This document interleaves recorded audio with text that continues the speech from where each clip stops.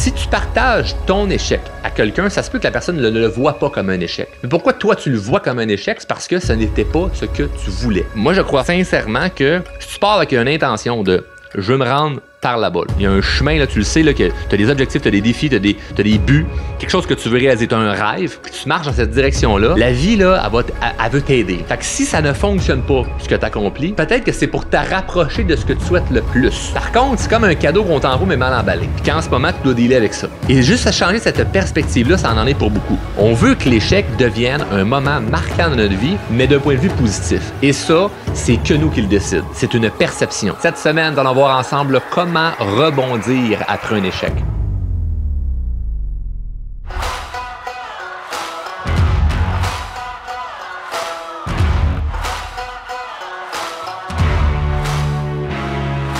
Il est tout à fait normal de se sentir paralysé lorsqu'on vit un échec. L'objectif aujourd'hui, c'est de voir comment on fait pour surmonter ça, comment on fait pour passer à autre chose. Et je vais te dire tout de suite, ce n'est pas nécessairement facile. Et je vais te partager des exemples personnels où ce que je me suis senti paralysé pendant, dépendamment du contexte, certaines semaines, certains mois, pendant un certain temps, dépendamment c'est quelle sphère de vie ou dépendamment c'est quoi la lourdeur que ça amène dans ma vie. Et ce qui est important, c'est de savoir c'est quoi les stratégies à mettre en place pour sortir de là et non pas rester pris avec « ben moi, à cause que j'ai vécu ça dans ma vie, ben aujourd'hui, ma vie, elle est comme elle est, c'est-à-dire une déception et je subis ça. » On veut que l'échec devienne un moment marquant de notre vie, mais d'un point de vue positif. Et ça, c'est que nous qui le décide. C'est une perception. Et je ne vais pas te pelleter des nuages là, de positivisme, là, de genre « rien n'arrive pour rien ». Je te dirai même pas cette phrase-là, OK? Je te dirai pas la phrase « rien n'arrive pour rien ». Tu le sais déjà. C'est juste que là, on veut avoir un plan de match un peu plus concret sur « Asti, je me sens bloqué, je me sens paralysé, j'ai écouté tes épisodes, Charles, j'ai pris action, mais là, à un moment donné, j'ai soit vécu un échec ou il y a des échecs du passé qui me retiennent. Là. Je fais quoi avec ça? Ben, c'est exactement ce qu'on va voir.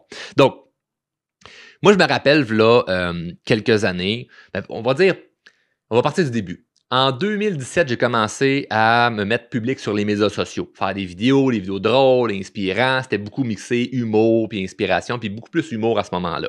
Je faisais même des spectacles d'humour, j'allais dans des comedy clubs faire des open mic, puis bref, j'aime encore beaucoup l'humour. C'était beaucoup ça qui était l'approche. Et à ce moment-là, les médias sociaux, c'était pas encore quelque chose qui était, il n'y avait pas TikTok, il n'y avait pas Instagram, je pense, je me souviens pas à quelle année c'est arrivé, mais bref, moi, j'étais pas dessus. J'étais juste sur Facebook puis Snapchat. Et ça allait bien. J'ai eu un succès quand même assez rapide, on pourrait dire, où ce que j'ai pas fait des vidéos qui avaient 20 vues, puis tout le monde m'ignore, puis on sait pas qui. C'est comme mes premières vidéos, tout de suite, ça allait quand même bien, sans pour dire que tout s'est bâti alentour après tout seul. C'est-à-dire, on voyait qu'il y avait quelque chose. Le brand, la marque drôlement inspirant allait devenir quelque chose. Et là, moi, je gagnais confiance en moi très rapidement sur... Je sais que je vais réussir avec ça. Il y a des périodes de doute, des périodes de ce qu'on hésite, mais globalement, je me sentais assez confiant parce que la réponse était là. Donc là, j'associais quand même une importance externe à mon succès. C'est-à-dire, les gens aiment ce que je fais, je peux continuer. Je suis légitime de. Donc, j'ai une confiance interne, c'est-à-dire, moi, je sais que je suis bon, je sais que je suis compétent. La vraie confiance en soi, c'est de se sentir compétent. On ne veut pas juste être confiant parce qu'on veut stimuler une espèce de confiance imaginaire de « ben je sais que je suis pas bon dans quelque chose, puis parce que j'ai fait 2-3 exercices, ben là, je me sens confiant. » Ça marche pas. La vraie confiance, ça vient avec la compétence. Je me sens confiant en quelque chose, donc je suis prêt à aller de l'avant. Le problème, des fois, c'est qu'on ne s'accorde pas la compétence réelle qu'on a. Ça, c'est un autre sujet. Mais moi, je me sentais compétent dans ce que je faisais. Donc, je suis compétent, alors je me sens confiant. Mais là, en plus de ça, la réponse externe est bonne, je continue à avancer. Puis là, fais des ponts avec ta vie. Si tu as un retour positif externe, quelqu'un te valorise, quelqu'un te dit que tu es bon, ça te donne du gaz. Mais ça, c'est un couteau à double tranchant. Parce qu'à un moment donné, il est arrivé un temps, on passe, des années, les années passent, puis là, l'entreprise prend du succès, puis là, ça grossit, puis la marque, je me fais reconnaître, etc. Puis il est arrivé une période de ma vie où j'ai commencé à recevoir de la haine. J'ai commencé à avoir des haters, du monde pas content, des mauvais commentaires, des gens méchants. Puis là, mener un article à potin. Puis toutes sortes de cochonneries que j'avais pas envie de vivre ça, moi, là. J'ai pas choisi ça. Moi, ma mission reste bienveillante, puis là, on m'identifie à quelqu'un que je suis pas, là. Je me suis peut-être mis les pieds dans la bouche, j'ai peut-être dit des affaires qu'il fallait pas. C'était-tu par ego? C'est-tu parce que je suis fatigué? C'est-tu... Qu'est-ce qui se passe? Et là, je me souviens d'un moment où je regarde ça aller, là, les réseaux sociaux, puis là, je me dis, ça marche pas, là. Là, j'ai plus de fun, là. Parce que j'ai bien beau faire des vidéos pour inspirer les gens, il y a quelque chose qui fait que je me sens pas aligné, là. Et je me sentais désaligné, non pas parce que, ben là, je suis différent, j'ai changé. Non, parce que le retour que j'avais n'est plus le même. Donc là, je me suis mis à douter de moi, non pas par mes compétences, parce que je sais que je suis bon, non pas par ce que je sens que j'ai changé en quelque chose, mais je sens un doute, une hésitation, parce qu'à force de voir mauvais commentaire, mauvais commentaire, mauvais commentaire, on me pointe du doigt, on juge du jugement, du jugement, du jugement, ça devient un peu atteindre l'identité dans laquelle je suis parce que c'est très puissant, l'opinion des autres. On carbure à se faire aimer, à être dans le groupe, à être comme les autres. On veut être différent, mais pas trop. T'sais, on veut être différent pour montrer là, qu'on est spécial, mais pas à défaut de se faire mettre tout seul dans un coin. Et là, je me sentais mettre tout seul dans un coin et ça m'a fait souffrir.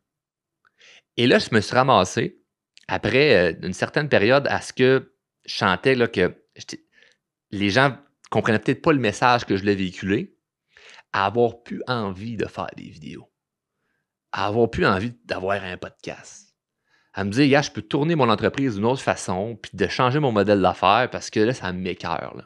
Et là, de prendre mon téléphone là, avant de me filmer, là, puis d'hésiter. Là. Parce que j'ai pas envie de vivre la souffrance qui est, tu travailles sur quelque chose, c'est-à-dire, je fais une vidéo, je la publie, puis là, finalement, le retour est négatif. Ça fait mal, même si c'est des inconnus, même si tu t'attends à ce que ça soit pas le fun, ce qui va s'en venir, donc tu freines ça. Le temps passe, je me rends compte de ce pattern-là, puis je me dis, ben non, on va changer ça. Je retourne à mon identité. Pas ce que je veux que les gens aiment, qui je suis vraiment. Y a-t-il un discours, Charles, que tu as dit qui n'était pas vraiment toi? Assurément, oui. Bon, mais ça, t'enlèves ça.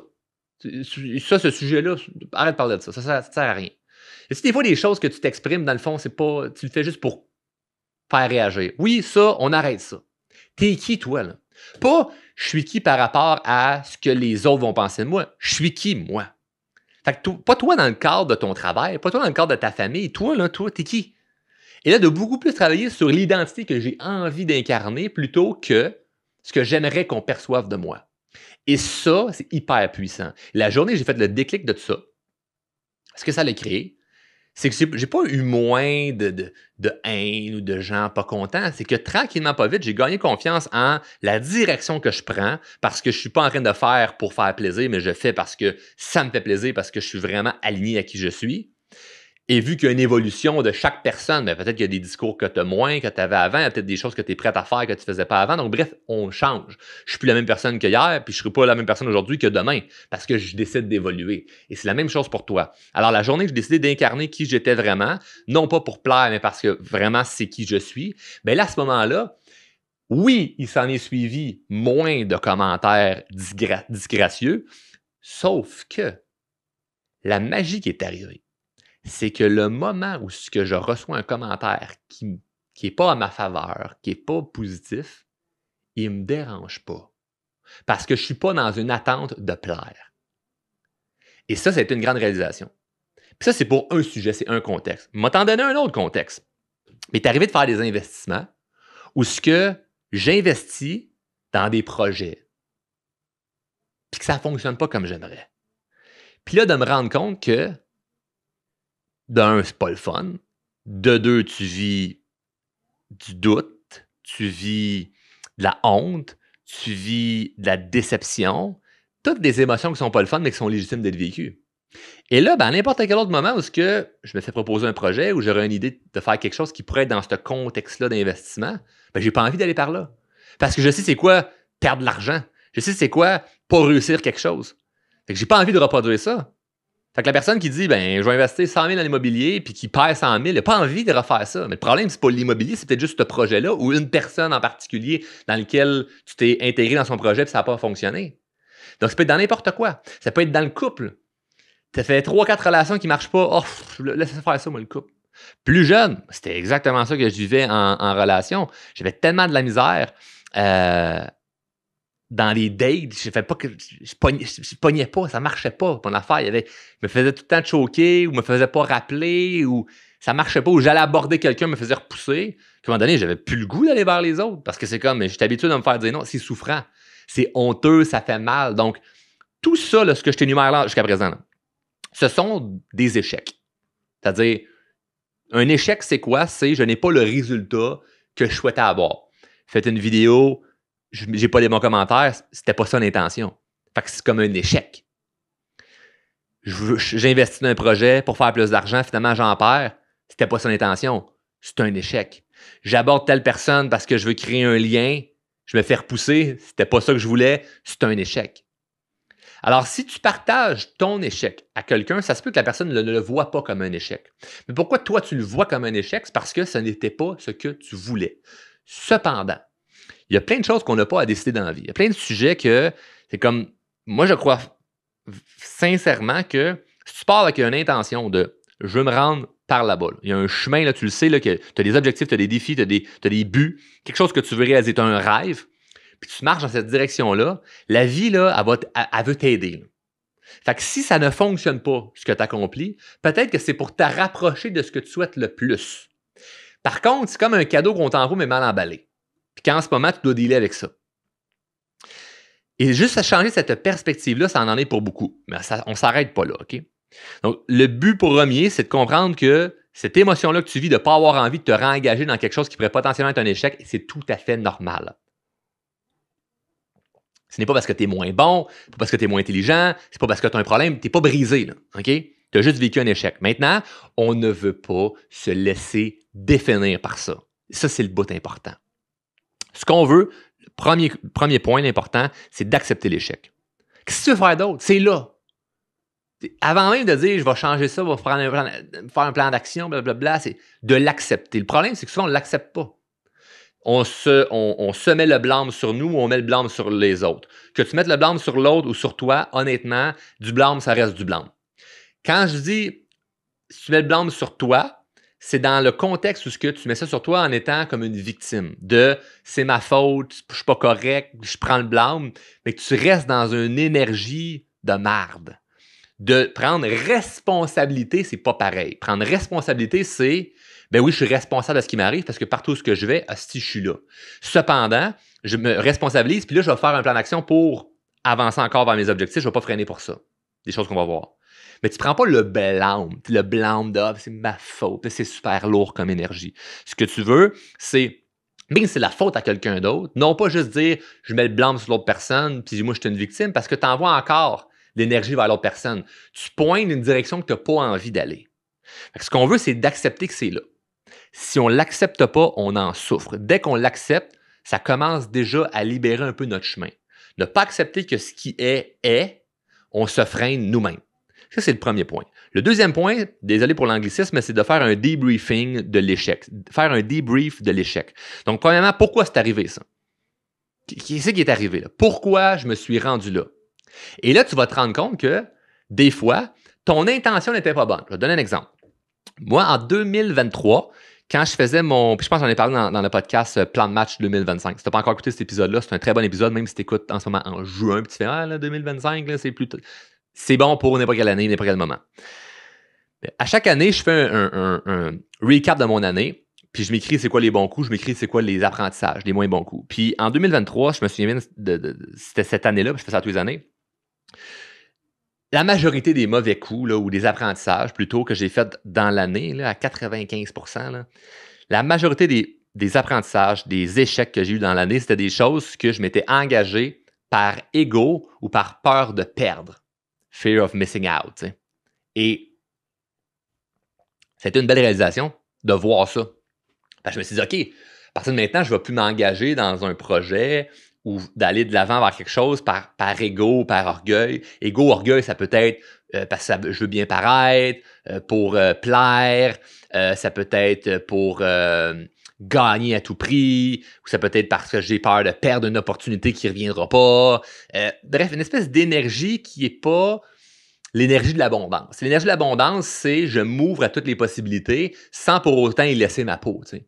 Et ça, c'était un peu ça l'erreur 2023. C'était d'aller dans trop d'affaires par peur que les opportunités alentours disparaissent puis que là, je les saisisse pas. Mais c'est très personnel parce que moi, j'ai pas de la misère à prendre action. L'enjeu que j'avais, c'était de me calibrer dans mes actions. Peut-être que tu écoutes en ce moment, puis c'est pas du tout ça que tu dois faire. Tu dois plonger à pleine tête dans les projets qui s'offrent à toi parce que tu fais rien. Ou peut-être que tu en fais trop, il faut que tu réduises. Là, le podcast, c'est pas un épisode parfait pour tout le monde. C'est fais des ponts avec ta vie et regarde c'est dans quelle direction dans laquelle tu dois te diriger. Moi, c'était pas du tout de prendre action. Il n'y a aucun problème de prendre action. C'était de me calibrer là-dedans. Par contre, dans le debriefing du pourquoi, c'est là que j'ai pu comprendre. OK, mais telle erreur d'investissement, là, pourquoi c'est une erreur? Pourquoi c'est une erreur? Ah, ben, j'ai pas checké telle affaire. Ah, j'ai pas fait ça. La vidéo, pourquoi moi, je dis que c'est une erreur? Donc, je le décortique, puis j'écris là-dessus. Là, pas juste je me pose la question, même en char, puis je me dis, ah, c'est pas grave, là, passer à autre chose après. Non, si la peur de l'échec te freine, tu veux rebondir après un échec, fais-le comme il faut l'exercice. Là. Prends pas juste ça de même pour acquis. Là. Donc, pourquoi c'est arrivé? Pourquoi je me suis rendu là? Puis des fois, tu vas te rendre compte aussi que la raison était bonne. Là. Ben, j'ai fait confiance à quelqu'un, j'ai été trahi. Si tu veux faire, ben, on va faire un plan de match pour une prochaine fois de comment peut-être ne pas te faire trahir ou comment te réaligner vers de meilleures personnes. C'est comme, tu vas te rendre compte que dans le fond, tu n'as pas tant été dans l'erreur, tu as peut-être été malchanceux à ce moment-là. Puis qui est tout à fait correct. On vit toute la malchance comme on vit de la chance. Si tu vis de la chance, il faut que tu vives aussi de la malchance. Ça va dans les deux sens. Deuxième point. Premier point, c'était le pourquoi. Le deuxième, c'est qu'est-ce que j'ai fait de bien malgré tout? Fait que dans cet échec-là, qu'est-ce qui a été fait de bien? Fait que mettons dans le contexte d'une vidéo pour ma part, ben, hey, je l'ai écrit la pub, je l'ai faite la vidéo, j'ai eu l'inspiration l'intention était peut-être pas bonne à ce moment-là, mais par mon inconscience. Donc là, je suis plus mature, donc là, je suis plus capable de voir ce qu'avant je ne voyais pas. Mais là, ça me démontre qu'il y a quand même du bon que j'ai fait. Parce que le problème, c'est qu'on prend ce qui est mauvais, puis on se ferme les yeux sur ce qui est bon. Ce n'est pas juste. Tu peux pas juste faire comme, ben non, il n'y a que du mauvais. Ben, c'est impossible. Il y a du mauvais et il y a du bon. On veut l'identifier. On veut voir ce qui était bon parce qu'on ne veut pas éliminer toutes les variables. Parce que si je me dis, bon, ben, j'ai eu un échec, j'ai fait des vidéos, ce que les gens n'ont pas aimé, puis même moi, quand je leur regarde la vidéo, je fais, ah non, j'aime pas ça. Le résultat, c'est pas, faut que je fasse des vidéos. C'est comme, ben non, qu'est-ce que j'ai fait de bien? Ah, j'avais beaucoup d'intensité, il y a des bouts que j'étais drôle, malgré le fait que la totalité, je ne l'aime pas, il y a quand même ces points-là qui sont bons, que je vais garder ça. Pour pas juste tout jeter au vidange. Fait que mettons un investissement qui va pas bien, c'est pas de dire, OK, ben là, la bourse, là, c'est une merde, ça. J'ai perdu 300 000, là, c'est de la merde. Je touche plus jamais à ça, moi, la bourse. C'est comme, ben non, c'était pas nécessairement la bourse, c'était peut-être la personne qui t'a conseillé, c'était peut-être un stock en particulier, c'était peut-être, tu as mis tous tes œufs dans le même panier, c'est peut-être une année qui était vraiment moins bonne, il y a d'autres variables, mais c'est pas nécessairement le gros élément en soi. Il y a des choses de bien là-dedans. Ce qui était de bien, mais dans l'investissement, ben, j'étais dans une intention de vouloir faire croître mon portefeuille. Il y a des choses que tu as faites de bien. Il y avait une intention qui était peut-être bien. On veut l'identifier. Et le troisième point, c'est quels sont les points d'amélioration avec ça. Parce que si tu prends pourquoi, ce qui était bien malgré tout, puis après ça, identifier c'est quoi les points d'amélioration, mais ça te permet au moins d'avoir un plan vers un mouvement. Parce qu'un plan d'amélioration, c'est pas un plan de stagnation. Le problème avec l'échec, c'est lorsqu'on décide de stagner puis de paralyser dedans. Mais si tu as un plan d'amélioration en disant, ben, OK, prochaine fois, il me fait proposer un projet, qu'est-ce que je vais faire? Ah, je vais bien analyser, me faire mon due diligence, je vais demander à telle personne, je vais m'aider ici, je vais renseigner là-dessus. La prochaine fois, je vais faire une vidéo, OK, qu'est-ce que je préfère? Aller réécouter avant, rechecker mon texte, whatever, c'est quoi? Peu importe c'est quoi le sujet. Ah, prochaine date que je vais avoir, qu'est-ce qui serait intéressant? Ah, ben, je pourrais proposer à la place une date avec des amis ou d'un endroit qui est tel contexte au lieu de tel contexte. Donc, comment je peux améliorer? Fait que c'est pas, moi, je veux plus rien savoir des hommes. Moi, je veux plus rien savoir d'investissement. Moi, je veux plus rien savoir si d'avoir un boss. C'est pas ça. C'est quel est le plan d'amélioration si c'est un échec. Et le dernier point, parce que là, c'était une étape de 3, mais c'était des sous-sujets. Le dernier point, c'est de s'en servir comme motivation. Et là, je sais, ça paraît très cliché, mais ça peut devenir un moment marquant. Puis je l'ai déjà raconté dans d'autres podcasts, mais moi, un moment dans ma vie puis j'en ai plein, là, mais le premier qui me vient en tête, là, c'est quand j'avais perdu ma job. Quand je m'étais fait congédier, moi, je n'aimais pas ce travail-là. Fait que c'était une belle... C'est un beau souffle que la vie me fait de... comme la vie a soufflé sur mes ailes à... Regarde, t'as peur de te pitcher en bas de l'arbre, là? On va shaker un peu le pommier, là, puis tu vas t'envoler, puis tu n'auras pas le choix, là. Donc, si je m'étais pas fait congédier, peut-être que j'aurais enduré ça encore pendant 2 ans, 3 ans, 4 ans, parce que c'était pas le bon moment de lâcher ma job, parce que si, parce que ça, parce que si, parce que ça, puis toutes des bonnes raisons, puis qui auraient fait en sorte que je serais pas où ce que je suis en ce moment. Je serais même pas en train de filmer ce que je fais en ce moment.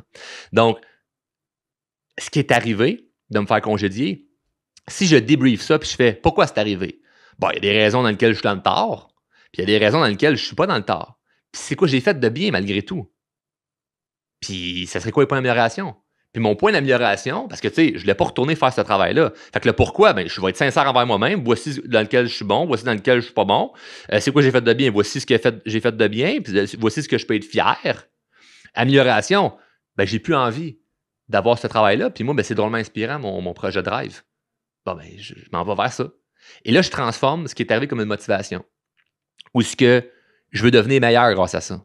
Puis que ce moment-là dans ma vie devienne un moment marquant où ce que je me sers de ça plutôt que ça devienne une nouvelle identité. Je suis pas le gars qui s'est fait congédier. Je suis le gars que le jour qu'il s'est fait congédier, il a transformé ça en miracle, il a transformé ça en opportunité. Et ça, c'est vraiment juste une décision. Et tu n'es pas obligé d'avoir l'idée de comment tu le fais après l'échec. L'idée ici, c'est d'au moins d'avoir l'intention que ça te serve. Parce que sinon, qu'est-ce que tu vas faire avec? Qu'est-ce que tu vas faire avec ça? C'est là, numéro 1, on l'a dit, on l'accepte. Donc, en l'ayant accepté, c'est là. Qu'est-ce que tu fais avec ça? Et là, c'est là que ça va être le plus important. Donc, moi, ce que je te suggère, c'est de prendre ça pour devenir meilleur. Fait que c'est comme je deviens meilleur grâce à ça. Et de retourner ça à ton avantage. Je dis souvent, là, ça va être curieux de voir comment ça va se retourner à ton avantage. C'est super important d'avoir l'intention de retourner ça à notre avantage. Parce que sinon, ben, qu'est-ce que tu fais avec ça? Tu fais quoi avec la suite de ça? Et tu vas remarquer qu'il y a plusieurs personnes qui freinent dans l'échec, puis s'identifient avec leur échec parce que ça devient confortable.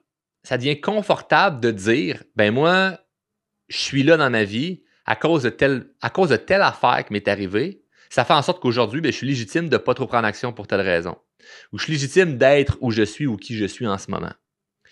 Et ça devient une addiction, ça, de répéter nos problèmes. Parce que lorsqu'on répète un problème, on a de l'empathie, on a de la sympathie, on a peut-être de la pitié, puis ça nous fait du bien. Quelqu'un qui vit un échec, puis qui le partage comme ça, mais en mode, ben oui, il m'est arrivé ça, mais c'est pas grave, regarde, là, je m'en vais vers là. Les gens vont pas te donner de la sympathie pendant longtemps, là. Ils vont même pas s'inquiéter pour toi. Parce qu'ils, pour eux autres, c'est comme, mais c'est sûr, tu vas t'en sortir. Fait que moi, si je cherche à avoir de l'empathie envers mon groupe social, envers mes amis, il faut vraiment que j'arrive avec une histoire là, qui est à dormir debout. Là. Une histoire, là, c'est qu'il m'est arrivé une tragédie parce que sinon, n'importe quel défi ou problème que je partage autour de moi, les gens, ils sont jamais inquiets. Imagine que je te partage là, un défi que j'ai. Là. J'ai un défi en ce moment là, qui est énorme, je ne sais pas comment le régler. Là. Puis je te partage ça, puis je te drop ça de même. De un, tu peux rien faire pour m'aider. Puis de deux, pourquoi tu me partages ça? C'est quoi cette information-là que tu me donnes là? Tu veux que je fasse quoi avec ça? Puis de trois, tu risques de même pas t'inquiéter pour moi. Parce que si tu écoutes présentement, c'est à quelque part, tu aimes les enseignements que je partage, tu aimes qu'est-ce que je fais, puis tu te dis, ben, il va s'en sortir. Fait que, moindrement que tu deviens de plus en plus quelqu'un qui prend action, se relève après un échec, il va falloir que tu fasses le deuil que tu vas avoir de moins en moins d'empathie des autres. Parce que c'est un peu comme, mettons, un multimillionnaire qui perd 1 million. Si le gars, il vaut 20 millions, il a perdu 1 million. Il n'y a personne qui va brailler. Pourtant, c'est beaucoup 1 million. Là. Même si tu en as 20. Parce que, mais ça à plus petite échelle. C'est comme, tu as 200 000, tu perds 10 000. Tu as 1000, tu perds 100 piastres. Divise-le comme tu veux. Si présentement, dans ton compte en banque, tu as 1000 $ et que tu te fais frauder de 100 piastres, tu es en sacrament et tu as raison de l'être. Ben, autant que le gars qui a 20 millions et qui vient de perdre 1. Fait que c'est une perspective. Mais tu n'as pas de pitié pour la personne qui en a perdu un parce que tu dis, ben là, il reste 19 millions, ça ne change rien dans sa vie. Là. Moi, ça change de quoi, mon 100$? Ben, pas nécessairement. Vous êtes juste à des niveaux différents. Celui à 20 millions, OK, oui, il va pas avoir de la difficulté à manger cette semaine. Mais peut-être qu'il y avait un projet dans lequel il était impliqué vraiment émotionnellement, puis là, ça vient de scraper cet élan-là, puis peut-être que le million qu'il a perdu, c'était dans un projet pour son enfant, puis là, ça vient de fucker plein d'affaires. Tu le sais pas, on connaît pas les autres. Par contre, il faut que tu apprennes que si tu veux aller vers le haut, le monde qui sont, ça semble péjoratif, mais en dessous de toi. C'est pas au sens propre que tu es meilleur que d'autres. C'est juste au sens que ils n'ont pas décider de prendre les mêmes choix que toi. Ils n'ont pas la même vision que toi. Ils ne pourront jamais te prendre en pitié. Donc, je te le partage et je te le dis, c'est très rare que je vais avoir des gens qui vont avoir de l'empathie ou de la sympathie pour les défis que j'expérimente parce que pour eux, c'est ben, tu réussis déjà bien, ça va bien tes affaires, puis anyway, tu es un gars de solution, tu vas t'en sortir. Et ça, ce qui est difficile là-dedans, c'est qu'à certains moments, on devrait juste mettre un genou à terre puis de se faire donner une tape dans le dos. Mais elle ne sera pas tout le temps la tape dans le dos. Alors, dès que tu es conscient de ça, c'est pas de se dire, ben là, moi, je suis seul, puis le monde m'aime pas. C'est pas ça pantoute. C'est de se dire, hey, j'ai tellement une identité de quelqu'un qui est fort, puis de quelqu'un qui se relève, que les gens s'inquiètent même pas pour moi. Wow! T'es pas un enfant. Quand on s'inquiéter de quelqu'un, c'est s'inquiéter parce que la personne va s'enfarger les deux pieds ensemble. Tu t'inquiètes pour un enfant parce qu'il comprend pas tout encore, puis il pourrait peut-être tomber puis se faire mal. Fait qu'imagine si tout le monde autour de toi s'inquiétait pour toi. Ça démontre pas vraiment une grande force, là. Et si tout le monde autour de toi s'inquiète pour toi, il n'y a rien de valorisant là-dedans. On se comprend? Il faut faire le deuil que, hey, je vais peut-être avoir moins d'empathie et de sympathie. Et ça va faire en sorte qu'il faut que j'arrête de me plaindre. Puis je l'ai partagé dans un autre épisode précédemment où il y a un mot que je continue à mettre un effort à ne pas dire, puis des fois ça peut être difficile, c'est le mot fatigue ou fatigué. Ah, je suis assez fatigué. Puis ça m'arrive des fois de m'échapper. Mais j'ai remarqué que si je disais ah, je suis fatigué, ben là, OK, les mondes autour de moi sont plus indulgents. Là. Il y a quelque chose, on a un projet à faire de quoi, puis si je suis assez fatigué, j'ai mal dormi cette nuit. Je dis ça, puis là, ah, OK, ça m'excuse de peut-être être moins sharp mentalement. Ça m'excuse de peut-être être un petit peu en retard. Ça m'excuse de ne pas avoir été autant allumé ou ça m'excuse de poser une question qui est peut-être que je considère niaiseuse. Donc, de dire ça, c'est comme ça me protège. Mais ça ne m'avantage pas et ça me met dans une boucle où je développe une cadence à vouloir trouver quelque chose qui excuserait un certain comportement ou qui excuserait le fait que je ne suis pas rendu où je devrais être. Donc, dès lors que tu arrêtes de répéter les vieilles histoires, tu vas voir qu'il va y avoir un inconfort qui va se créer au début. Puis je te challenge là-dessus, arrêter de répéter ça, tu vas sentir c'est inconfortable, mais avec le temps, ça va devenir une habitude où ce que tu vas t'observer quand tu vas te mettre à te plaindre, tu vas t'observer quand tu vas te mettre à chialer, tu vas t'observer quand tu vas voir que tu freines, puis tu vas ouais, mais moi, c'est parce que, puis le parce que qui légitimise pourquoi tu n'es pas dans l'action, c'est quelque chose qui est en lien avec un échec que tu as vécu, une erreur qui est arrivée. Puis que là, ben, on pourrait se dire, attends, là, c'est pas ça qui doit te définir, là. C'est pas ça qui doit faire en sorte que ta vie est sur pause, là. Et il n'y a personne qui mène une vie qui est, on va dire, inspirante. Puis ça, c'est tellement subjectif. Là. Inspirant, ça peut être n'importe quoi. C'est qu'est-ce qui, toi, t'inspire. Mais il n'y a personne qui mène une vie inspirante et qui n'a pas de défi. Là. Ça ne fonctionne pas comme ça. Si tu ne veux pas de défi, si tu ne veux pas perdre, joue pas au jeu. Et tu as le droit de ne pas jouer au jeu. Mais il va t'arriver d'autres genres de défis. Moi, j'aime beaucoup dire, c'est pas hyper positif, mais c'est juste pour un espèce de petit réveil. Si j'ai une idée de faire quelque chose, ben je me dis, OK, le faire, c'est difficile.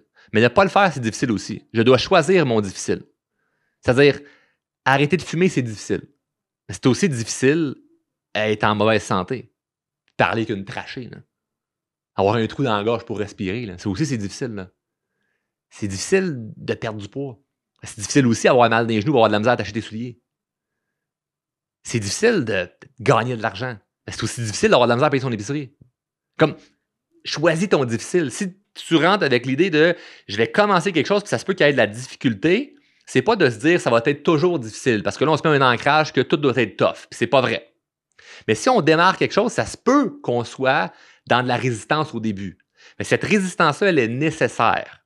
Et comme elle est nécessaire, puis l'acceptation que tu dois faire, c'est que un côté ou de l'autre, ça va être difficile. Tu es aussi mieux de choisir le difficile qui t'avantage. Et généralement, le difficile qui nous avantage, c'est ce qui nous demande de prendre action. Le difficile qui est à notre désavantage, lui, il peut être passif.